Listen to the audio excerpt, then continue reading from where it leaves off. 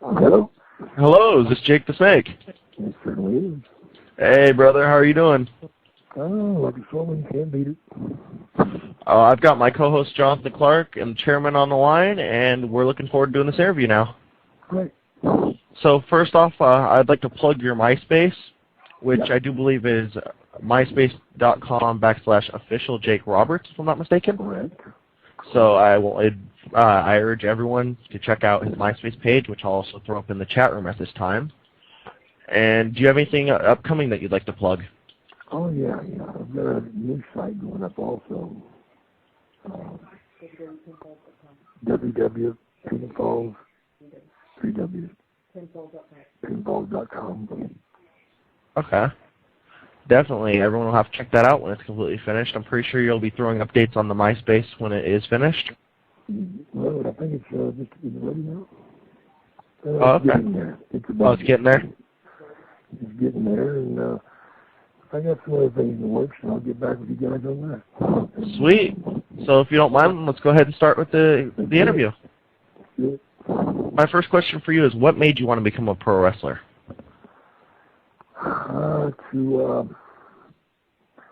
Really, it was to gain my father's approval and love. I never wanted to be a wrestler. I always hated it. It was a scary thing as a kid, watching your father do it and getting hurt and playing us at home like a fiddle. And, he worked it to the T. I wasn't aware of what was really going on until my first night stepping into the ring to referee. About 45 minutes before is when I found out things were different than what I thought they were. Okay. Jonathan Clark, go ahead. How are you doing, sir? Good, Bob. Out of all the companies you work for, which one would you say has been the most enjoyable? Georgia Championship Wrestling. Yeah. And the reason being is I was the boss. I hired and fired. I wrote the television. I picked the talent, built the talent, and had the joy of wrestling Ronnie Garvin and having him beat the crap out of me. And some of the best matches I ever had. And it was just great being able to create and being able to perform also. Mm-hmm. Oh, yeah. Now, I'm going to ask one more question before I hand it over to Nate. How did the DDT come to be about? That was an accident. I was wrestling a guy, way back when. And I front face locked him, and I was twisting his neck, and he went to push me in the corner, and he was real clumsy, and he stepped on my foot and made us both fall. And, of course, me being a baby face, I jumped to my feet and like, oh, I didn't fall, and he's smart enough later because he realized the reaction the fans did, and he took advantage of it, and really I have him to thank. Oh, definitely. I actually think I know the guy who helped you with the DDT. He's actually from my area. Nate, go ahead. Yeah, do you think psychology is lacking in the wrestling business now? I know when you wrestled, you could, use psychology from like the minute you went up and you got out of the curtain, so. That's what it should be. Due to a lack of talent, I think they should do what they do now. Unfortunately, this man created the monster that he has. He killed all the breathing areas and places that you learned. You had to know how to wrestle, you had to know how to be creative, and you had to learn very quick or you wouldn't have a job because you wrestle in the same cities week after week. So definitely psychology is, to me, still the most important thing. Hell, anybody can do dance moves. Oh, yeah. Jonathan Clark, go ahead. You've worked for many companies. Do you have a good road story to tell us from any of them? Just one. Just one? Yeah. Gosh, well, oh man, you kind of caught me off guard there. I'll give you a little one. Once upon a time, way back when, we were wrestling in someplace in Indiana, I believe. And Hacksaw Jim Duggan and I were riding together, and sometimes after a match we would, go to a place to have a couple of cocktails. And but we didn't want to go to a regular bar because you got too many idiots in there. And so we go to a place that if a guy's talking to you, you know, you got a real problem. We go to a strip joint.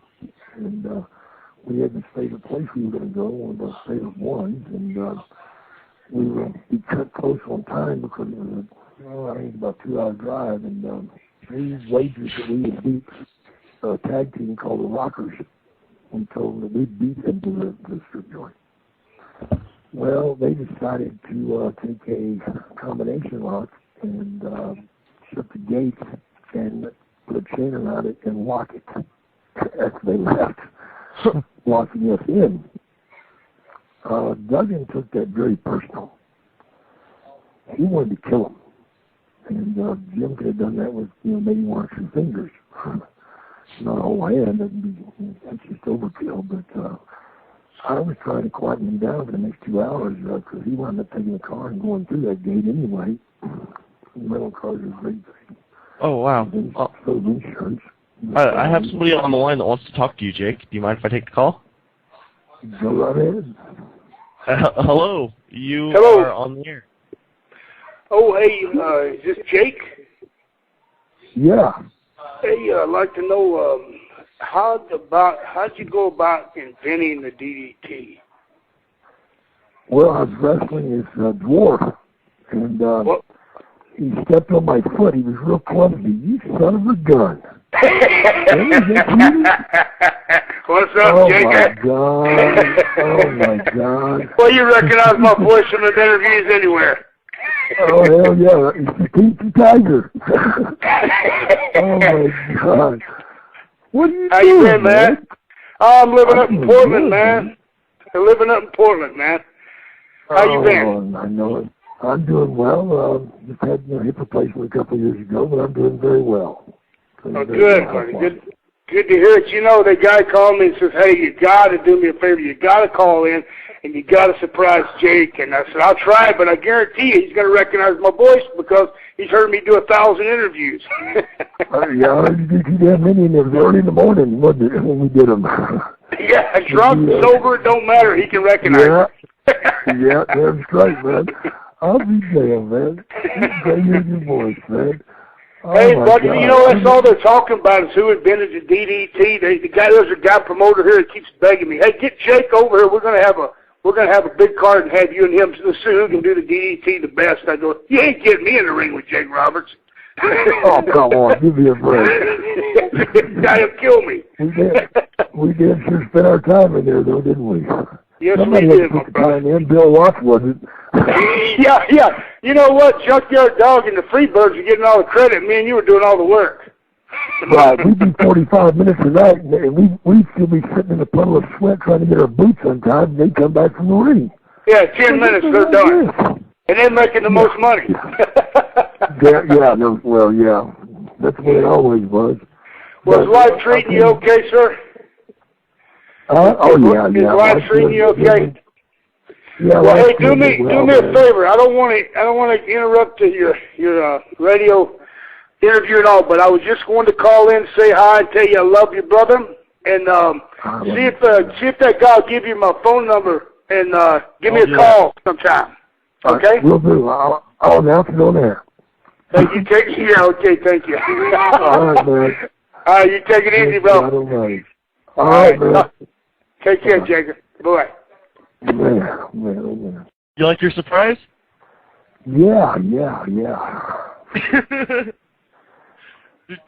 buddy. Did she show you the picture that went along with it? There's a picture on the MySpace page I sent you. Oh, there is? Yeah, a recent picture of Grap. Oh, she hasn't got it back, she said. When she goes on there, you get to see it, because it's sitting there in the inbox. It says surprise pic. Okay, all right. Now, I do believe Nate has a question. Yeah, you worked a long storyline with The Undertaker as his tag team partner and then against him. What was that like?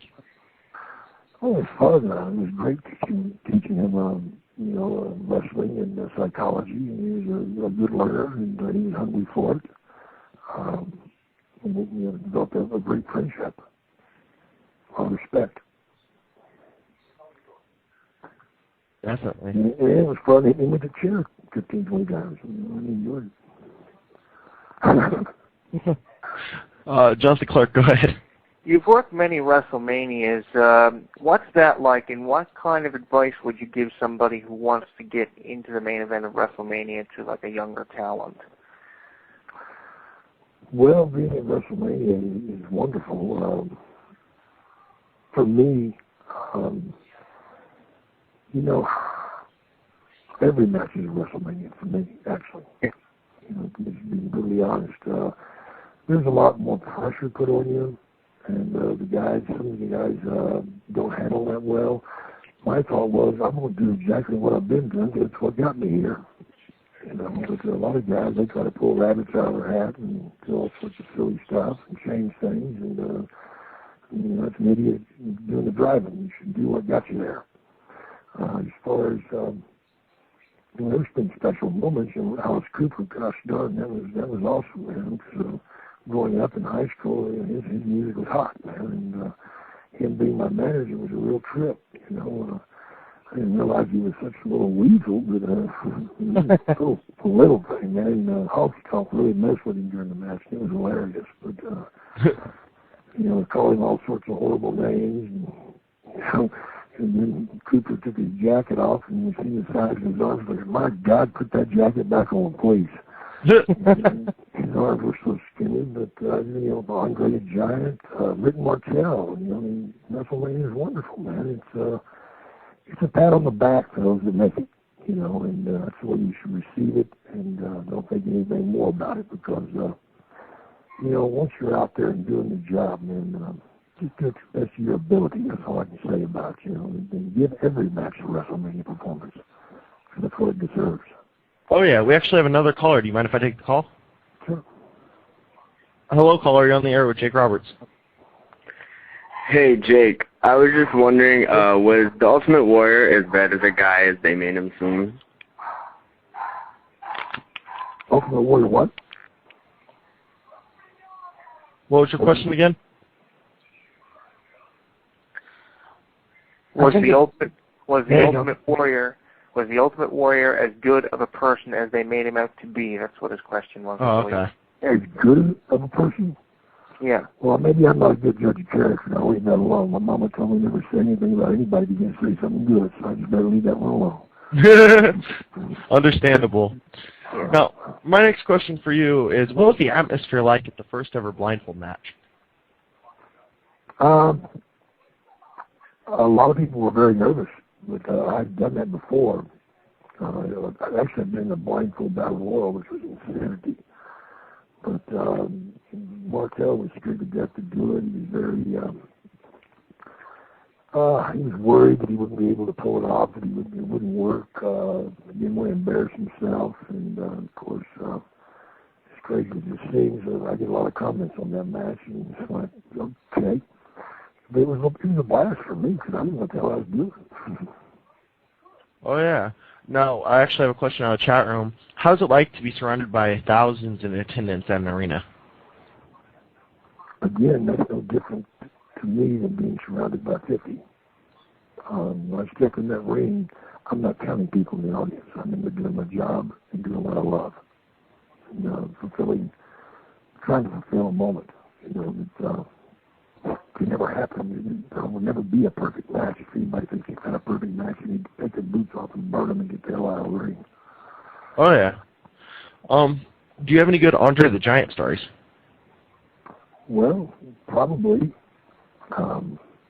Once upon a time, in Montreal, he had a few cocktails, and he was sitting on me, and holding onto the ropes, and I was turned to my side, and I felt my shoulder vibrating, and he started laughing, and Dave Hebner walked up and said, "Andre, why are you laughing?" He said, "I'm farting." And that's what was happening to my shoulder. He was letting it rip, and Hebner bit his lip and walked away because he didn't want to laugh in the ring, of course, and me, I was starting to cry, you know. Because what the hell am I going to do? I can't get up, and even if I could get up, what am I going to do? You know? Yeah. But Hebner came back about 30 seconds later and said, "Now why are you laughing?" He said, "I'm still farting." And Giants have an extra long farts, you know, and I had like a birthmark stain on my shoulder for about 2 weeks. I think it must have been the wine. Dang. Chairman, go ahead. Yeah, you worked in WCW for a while and worked at Coal Miner's Glove match with Sting where you had the python come back and bite you. What was that like? The Cobra. Or the Cobra. There you go. They actually wanted me to bite me on the hand, but I said, the hell with that. I don't want to bite in the face. Let's get some people's attention. Again, if you're going to do something, do it right. Oh, yeah. Well, I got to say, in tribute to you, I'm actually holding my ball python in my hand for this interview. You're holding your what? Ball python. Oh, your ball python. Okay. Just kidding. Jonathan Clark, go ahead. A good time. Shame is something that you create yourself. Nobody else can shame you. Only you can say, I'm ashamed. Okay? And shame is not a real thing, man. It's something we make up in our minds and choose to feel bad about something. It's okay to feel guilty or bad. Guilty is something that, yes, you did this and that's it. But shame, again, is something that you put yourself down with, you know. Oh, yeah. So don't do it. If things are happening, seek help, talk to people, get it out in the open, air it out, and when you let it out and deal with it, then you kill it. Takes all the power away from it. My next question for you is, what was it like to be a part of the original Legion of Doom group with the Road Warriors, King Kong Bundy, and Paul Ellering? Well, Bundy wasn't in it. The Spoiler was. Spoiler, okay. Yeah, Bundy was never in it. In fact, that's when we turned Bundy babyface. Well, I was writing on the television shows in the Georgia Championship Wrestling, so the Legion of Doom was something that Hawk came up with because he could do Ted Knight's voice from the cartoon show. You know, Captain America, you know, Aquaman, Wonder Woman, Super Baby, the Black Flash is penetrating her. Oh my God! You just go on and on, you know. The Legion of Doom, you know, and just go on and on the back of the car. And just one day we were riding, and I said, you know, what the hell? Let's call this thing Legion of Doom. You know, and we did. We had a blast doing it. Oh, very cool. Chairman, go ahead. Yeah, what was it like working in TNA or appearing in TNA for a little bit? Well, I just did the pay-per-view thing and did the wedding thing, and it was all right, man. I think there's some promise there. There's hope there, but I think they need to get somebody else to direct the vote. You know, I mean, I don't understand how you can put somebody in charge doesn't have a proven track record. Okay?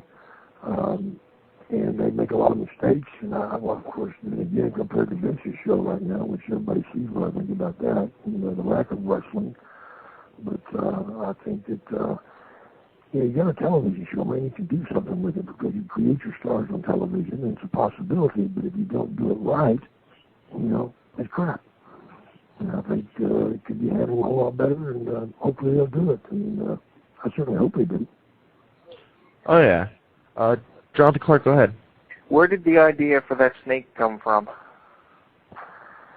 Well, I was always wanted, again, you know, I had some problems in my life, and I always tried to hide from them. Didn't want anybody talking about me or asking me about my life or anything like that.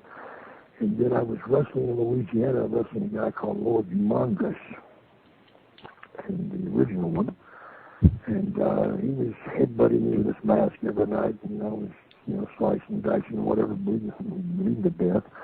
And I had to come up with some idea to even the score, or even the advantage out, you know, to take away his advantage. So my idea was to put a snake in the back.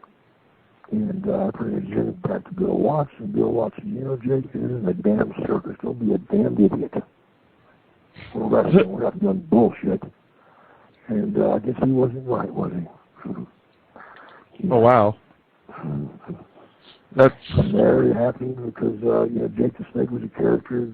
I was a snake long before I carried one. Viper wants to say hi. She told me to tell you that. She's in our chat room. She's a hot chick, man. She's my babe.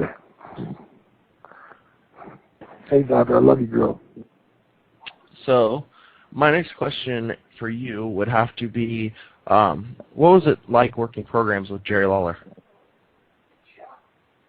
Okay, I'll just let that one go because I didn't enjoy it, and I'll have to go with that because it was just silliness. We didn't work the program; we had a bullshit thing on television for television, and I thought it was wrong, and of course we both given that to do, but he has a lot of talent, no doubt, and but we all got demons to deal with, I don't go in the ring and judge a man by his demons. I go in the ring and judge him by what he does in the ring. And I just didn't enjoy the storyline at all. Oh, yeah. Jonathan Clark, go ahead. Have you ever thought about making a full-time return to the wrestling ring? Yeah, but I'm 53 years old. I just became a grandfather, and I've had hip replacement, 2 discs out of my neck, compound fracture on the right arm, part of my foot removed, 2 knee surgeries, and about 20 weeks now. Other than that, I feel pretty good. No, I would like to do some things, but I would much rather write and direct and try to build new talent and teach them the right way to do things. Yeah, definitely understandable. Chairman, go ahead. You talked about teaching. Have you ever thought about, doing like a wrestling school and then teaching people that psychology that way? I would love to do that. That's something that could happen. With what I'm doing on MySpace, talking about the Raw show every week, I may expand that. I may start watching a little TNA. And start talking about that. The school is something that I would probably ask too much commitment out of people because it would not be a 1 week, 2 week, 1 month thing. So, because I'm going to make you learn it the right way and learn it perfect. And until you take that first step perfectly, you'll never take another step with me. So there's very few people, I think, who really want to spend 6-7 months in training them because it wouldn't be much fun.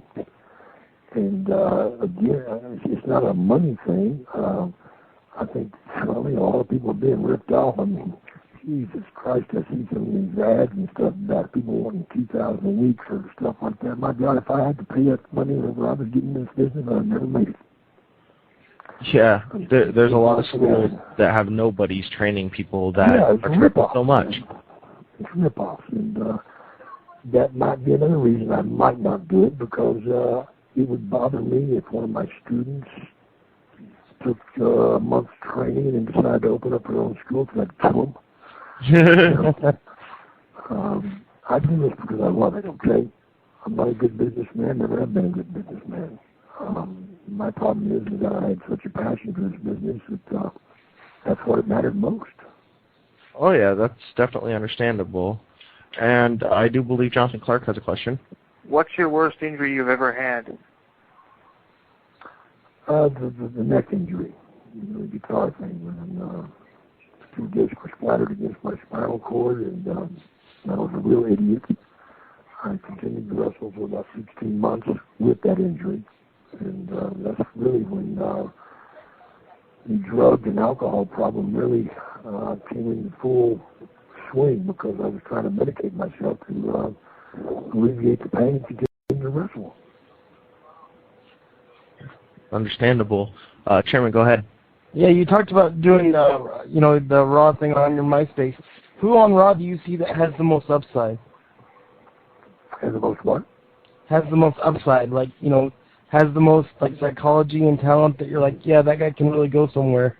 There's some people out there that are decent. You got your guys like Rey Mysterio, who I've known for many years, and Edge. There's a few. Santino, I think, does a good job of what he's doing. I get a kick out of watching him. I don't know why. I'm just queer for that. I don't know. Maybe it's a Amazon thing. Maybe I wish I was Amazon. I don't know. Anyway, but there's others out there that are coming along. Again, I don't think it's their fault that they're not gave me the opportunity to have enough time in the ring, much to learn, much less establish who or what they are. You know, and that's just the way it is. Oh yeah. TNA, I think TNA people get a better opportunity to develop their characters. I love Black Machismo. I just love the hell out of him. I love Awesome Kong. I'm afraid not to love her. She'd kick my ass too. Definitely. I'd have to ask you in my next question. Can you tell us about the Saturday night main event where you DDT'd Steamboat onto the floor? Well, that's what they came to us and wanted, George Scott and Vince. And I said, that's an impossibility. It cannot be done. I'll kill you. You know, and well, that's what we want. We want you to do it. It's going to really be a big thing because we didn't have matches along the ringside then, you know. And I said, it's impossible. It will literally kill him to get that. And I argued it. And Steamboat, because he owed George Scott a favor, he felt, because George Scott had given him his big break in the Charlotte, Mid-Atlantic area years before, went to Steamboat and said, look, you owe me a favor. Please do this for me. It's what Vince wants, and that's what we want. And Steamboat came to me and said, you call me Jackson. He said, Jackson, do it. I could block it. I said, you'll never get the chance to block it. It won't happen. And it didn't. His head hit and it sounded like a watermelon being dropped on concrete. That was one of the hardest things I've ever had to do, is to pick him up and get him back in the ring. Yeah. And of course, the real deal was his head swelled out about 4 inches. It took 2 weeks for his eyes to turn black again, and it killed him. Dang. So I guess I was right. Damn, I'm not right often, but when I am, I'm really right. For real. Question out of the chat room is, who is your hardest opponent to date? Me. Fighting me every day. Definitely. Fighting my injuries, fighting my failures, fighting the bar that I've set for myself, trying to achieve. Sometimes some people, they don't look at themselves and they try to pick themselves apart and dissect and improve. I've always went too far the other way. I will never be good enough. I will never be happy enough. I will not accomplish what I feel like I should have. And that's not a good thing. I have very, very low self-esteem, which is the reason why Jake is snake. I can't believe I told you guys that. Oh, yeah. Chairman, go ahead. Yeah, what was it like working with Randy Savage? Well, it was different. I had a great time wrestling Randy. Especially the first Saturday night main event. It was great putting 2 heels out there. It was just go. It was a great match. His father told me that he felt like that was Randy's best match ever. Well, I don't know if that's true, but I know I enjoyed it. The intensity with Randy was always there, as you well know. I tried to convince him to quit chewing coffee grounds and drink the coffee. I guess he was still doing that and having his hair dry cleaned. He's very, very, very intense. A great performer in the ring, and you can make money with him. Oh, yeah. A question out of the chat room, and I think it's a really good one, is what are your thoughts on DDT not being used as a finisher nowadays? Well, it is by a couple people, but, I really love it. I love to see guys try it. I love it when they don't cover the guy. I love it when the guy gets up. Do you know why? Why? Because that tells me and tells everybody out there that's watching, when they do it, they say, you know what, Vince, I'm just going to let you and get your ass up. So that tells you in your mind that I'm a better wrestler than that person doing it. Yeah, that makes sense. I am. I mean, you know, today the most devastating hold in wrestling today is not the sledgehammer, it's not jumping off the top of a 20-foot cage, which does not make a good wrestler, it's an idiot. But it's not a chair shot. It's not getting run over by a car. You know, the most dangerous hold in wrestling today, what is it? It's the schoolboy. The schoolboy? Yeah, everybody uses the damn screen. It's the most idiotic, stupid thing ever done. These idiots out here do not want to put somebody over. Listen, if you're going to beat me, beat me with your best hold, not a slip on a banana peel, stick your finger at my butt and roll me up thing. You know what I'm saying? Yeah. I would rather get beat by a big gun than somebody spitting in the wind and hits me in the back of the head and knocks me over the top rope. Okay? And it's like you see 2 or 3 schoolboys every damn show comes on. It's like, you idiots. Yeah.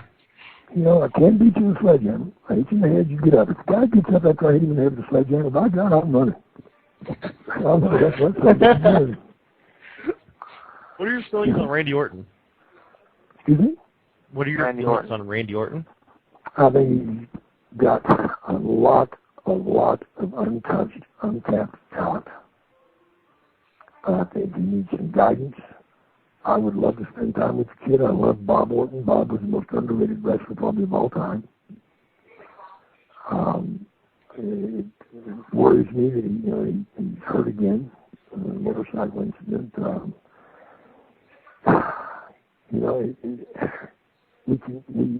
of us have the opportunity to do anything we want, but even the largest dreams can be spoiled. Oh, yeah. By bad decisions, bad instances. I don't think it's right to knock somebody because they made a mistake. I think that you have to look at each individual and say, you know, what did he accomplish, not what he didn't accomplish, okay? Yeah. I mean, it's very unfair for you to say, oh, Jake could have done this and this and this, and he hadn't have, had the problem with alcohol, drugs, or whatever. Well, guess what? Jake did a few things anyway, okay? And I accomplished quite a bit. Now, I sometimes I agree with the thing, well, if I made this mistake and that mistake, but sometimes it takes your mistakes to make you into the individual and make you the type of performer that you become. Okay? Oh, yeah. How to be? Oh, I do know what you mean. Cool. Viper from Team Snake wants to know, what do you think Raven does the DET close to the right way? Well, for a visit, yeah. He does a fair job of it. You know, it really tickles me that these guys just can't catch on to how I did it. Yeah. And instead they want to hop in the air and all sorts of idiotic stuff. And, it's like the perfect mousetrap. You know, if it kills a mouse, it must work. So do it that way. Oh, yeah, I agree. So, I do believe Jonathan Clark has a question. Yep. In 10 or 15 years, you'll be 68 years old. Where do you see yourself?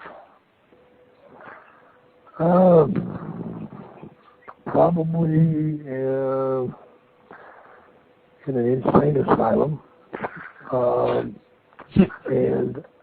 if I open a school now and teach some guys, at least I'll be able to watch wrestling on television when they tie me in bed for pinching the nurse on the ass. Mother, I don't know where I see myself tomorrow. Nor do I want to.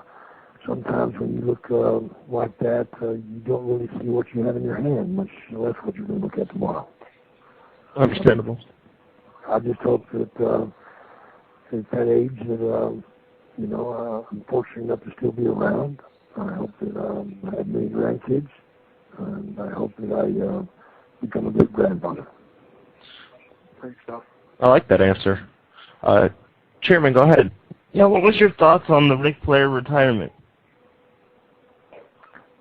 Well, I don't know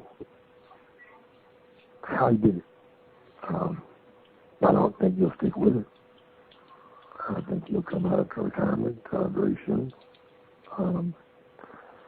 Could be wrong, but if you have the same passion that I do for this business, I sincerely hope that I die in the ring.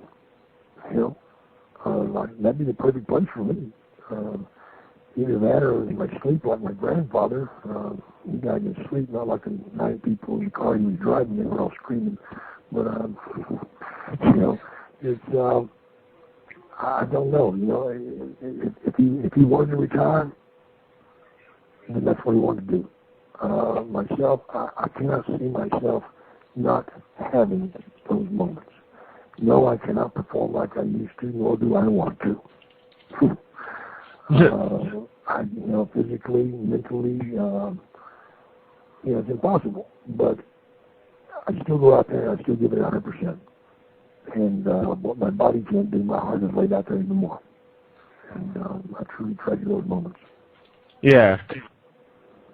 That's definitely understandable. Question out of the chat room is, what do you think of ECW bringing in all the high flyers? Well, again, snakes don't fly. Well, that's not quite true. There are flying snakes. Do you guys know that? There's actually a flying snake? Oh, yeah. Yeah. It lodges itself in trees and trees, man, and curls and does all sorts of neat stuff and gets what he wants. But I don't agree with all of it, okay? I think that, for instance, I'll just ask you a question. Who's tougher, the guy that gives somebody 9 clotheslines or the guy that gets up from 9 clotheslines? The guy that gets up. Either one, they're both lying assholes. Okay? You have destroyed all credibility. Once you destroy your credibility in that ring, you're just another phony, not quite good enough piece of crap as far as I'm concerned, and as far as the fans are concerned. How do I prove that? Simple. Let's just say you've got a wife or a girlfriend you've been with for 20 years, never had cheated on her, but you went out with Jake Roberts one night, and you drunk and you slept with a midget. Okay? And you go home and you tell your woman, you know, for 20 years, baby, I never cheated on you, I never even looked at another woman. Well, last night, Jake Roberts got me drunk and I slept with a midget. Do you think she believes you? No. You're a liar. You cheated. You're nothing. You've destroyed all your credibility. Does she think you think she'll ever trust you again? Absolutely not. And that's the same thing fans look at. They look at you and they see you as not quite good enough and just another guy. Yeah. And thank God, because that's the reason I can still go out there and make a buck doing this stuff, because there aren't many like me to go out and give it all and present it the way it should be presented, with respect, and not trying to make complete idiots out of people that are watching. That makes sense. Chairman, go ahead. Yeah, you wrestled with Yokozuna, you know, towards the end of with the WWE. What was that like? It was hard. It was hard because I couldn't get around, and because physically, and I just felt for the man, you know. And I was never a tag team person anyway. As most of you should know right now. I hate tag matches because too many people want to drive. You know, and I always like to be in control of the match. But if you're standing on the apron, it's pretty hard to control the pace and direction of what's going on out there. Yeah. That makes sense. I love a human being. That's all. You know, that's all you say. It's a great loss. My next question for you is, what are your thoughts on working Juggalo Championship Wrestling? Well, my thoughts about working with Juggalo Championship Wrestling. Oh, boy.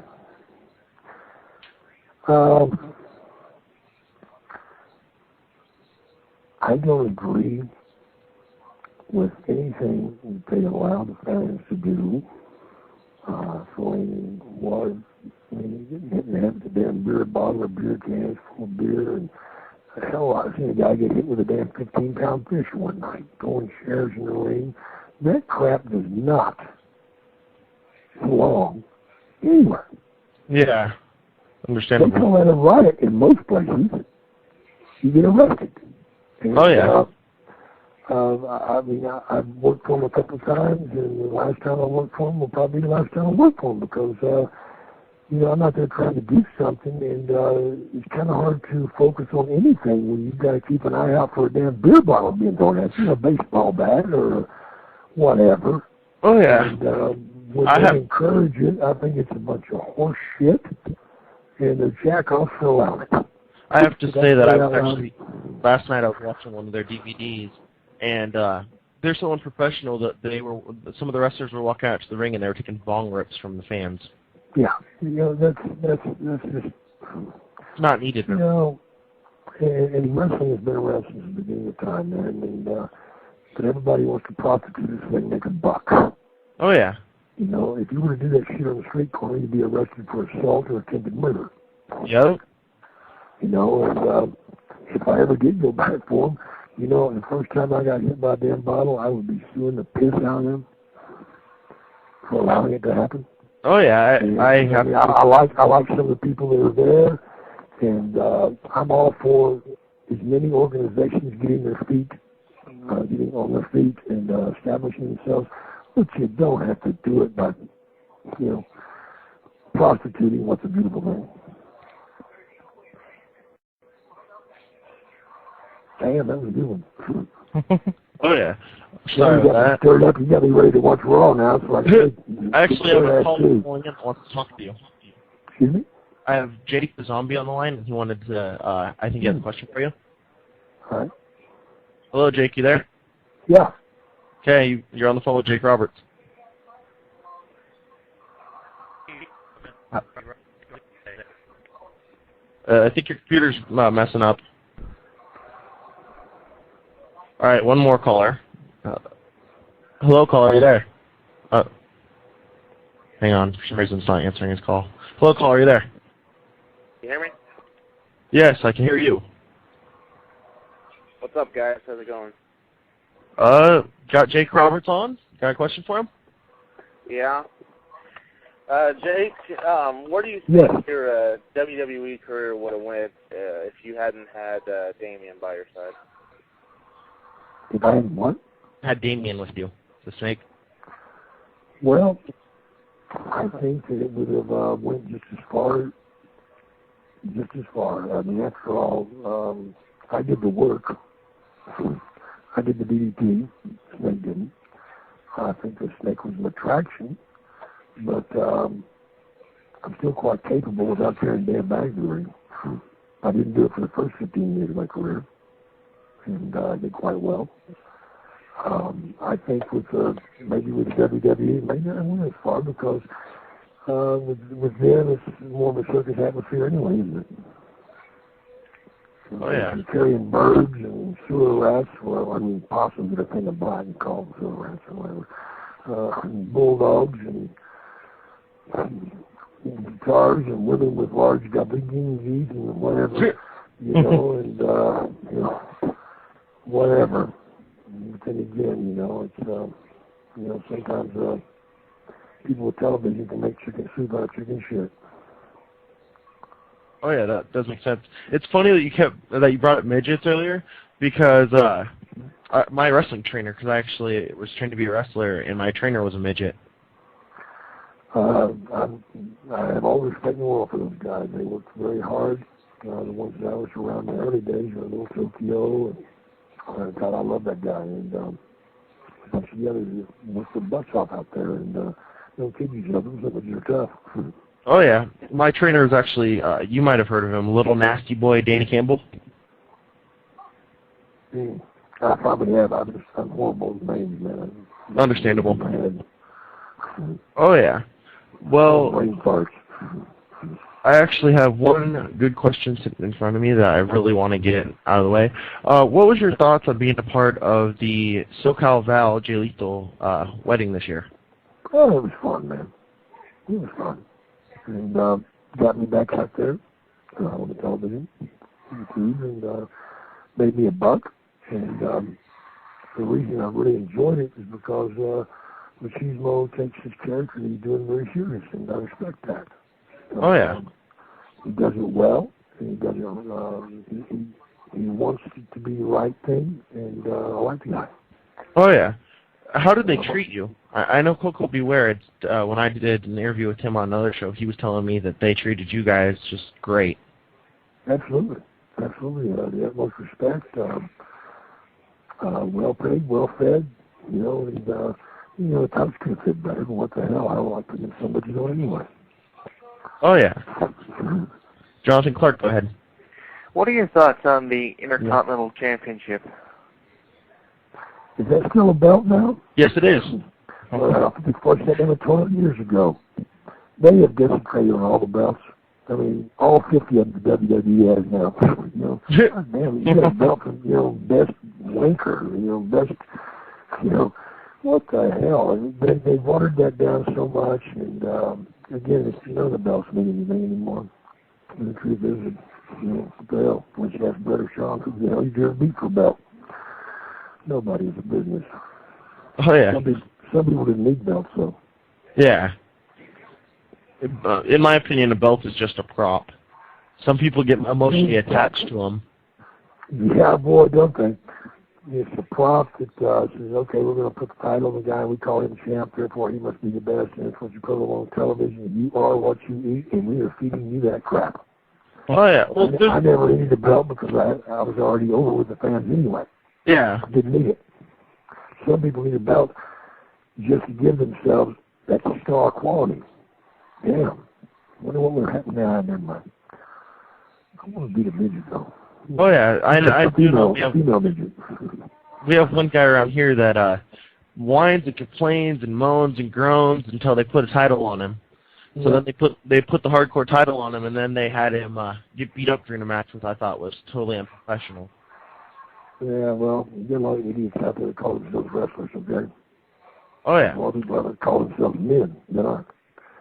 And you got a lot of people out there that call themselves whatever, I mean, there should be some type of criteria set that would make it to where you couldn't call yourself something unless you really are, but that's just not the way it is.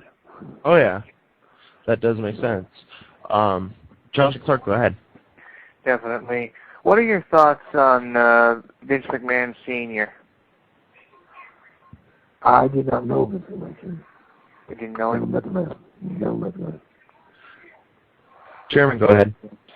Yeah, do you see any organization giving the WWE, any competition in the near future? No, absolutely not. What was it like working?